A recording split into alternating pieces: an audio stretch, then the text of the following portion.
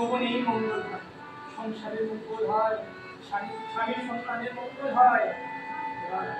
সীতা দেবী মণিপতিগণের কাছ থেকে বিদায় নিয়ে লক্ষ্মণের সঙ্গে পুষ্পরথে আরোহণ করে এবার অযোধ্যায় এসে মা শেষ হয়ে যাবে 5 মিনিট, একেবারে শেষ, আহুতিটা দিয়েই যাবে 5 মিনিট।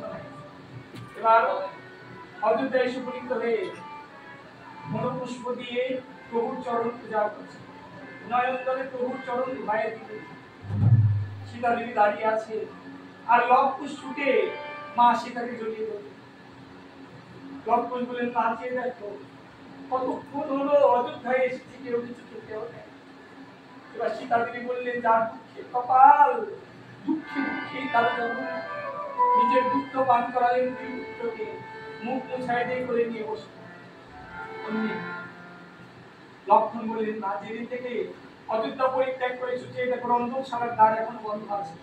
সীতা দেবী একদিন মনে করেছিলেন প্রভু রামচন্দ্রকে চরু পাক করে সেবা দেবেন। চরু মানে হচ্ছে পায়েস, ওই অযোধ্যার ভাষায় বলা হয় চরু।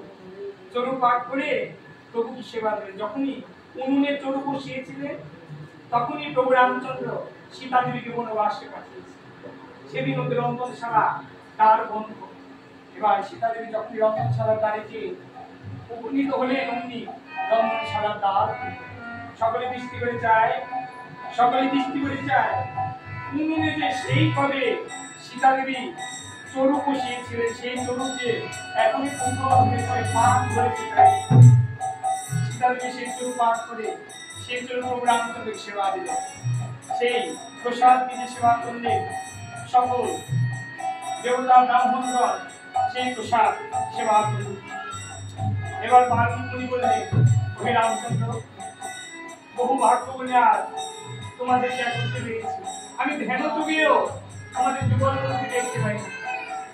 আজ তুমি সীতাকে বামে নিয়ে বসো, আমি একবার যুগল বসো। প্রভু রামচন্দ্র সীতা দেবীকে বামে নিয়ে বসলো। যখন সীতা দেবীকে বামে নিয়ে বসলে অমনি বাল্মীকি মুনি লব কুশকে করে নিয়ে প্রভু রামচন্দ্রের কোলে গিয়ে বললেন, হে রামচন্দ্র, এই হচ্ছে তোমার পুত্র লব, আর এই হচ্ছে তোমার পুত্র কুশ। উত্তরাখণ্ডে এসে পিতা পুত্রের পরিচয় দিল। তখনই পরিচয় হলো প্রভু রামচন্দ্র যেন দুই পুত্রকে হাতে পেয়ে আকাশ পেল। এবার দুই পুত্রকে কোলে নিয়ে সীতা দেবীকে বামে নিয়ে লক্ষ্মণ, ভরত, শত্রুঘ্ন, হনুমানকে সঙ্গে নিয়ে সকল দেবতা ব্রাহ্মণকে সঙ্গে নিয়ে রাজ্যবাসী পুরবাসীকে সঙ্গে নিয়ে অশ্বমেধ যজ্ঞে কন্যাহুতি দান সমবেত রাম ভক্তগণ মুখ্যমন্ত্রী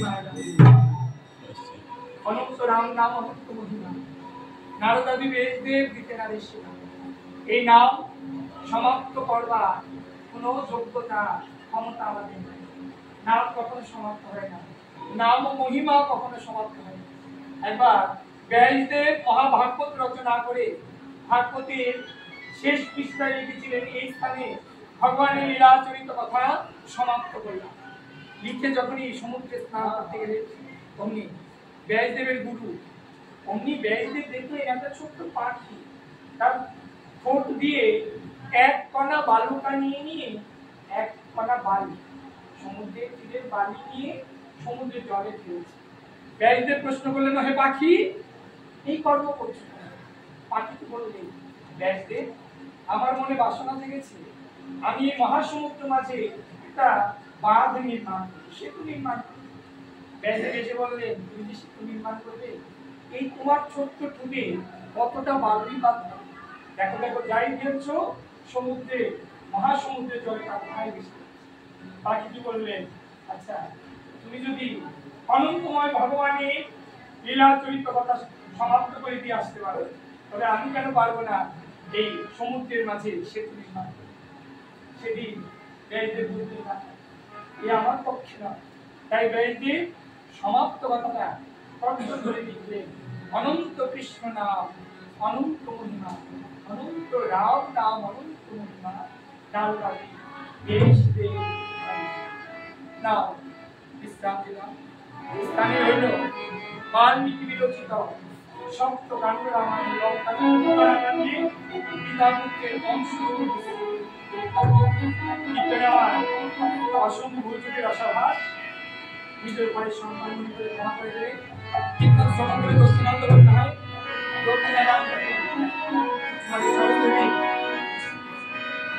তোরা জয় ধ্বনি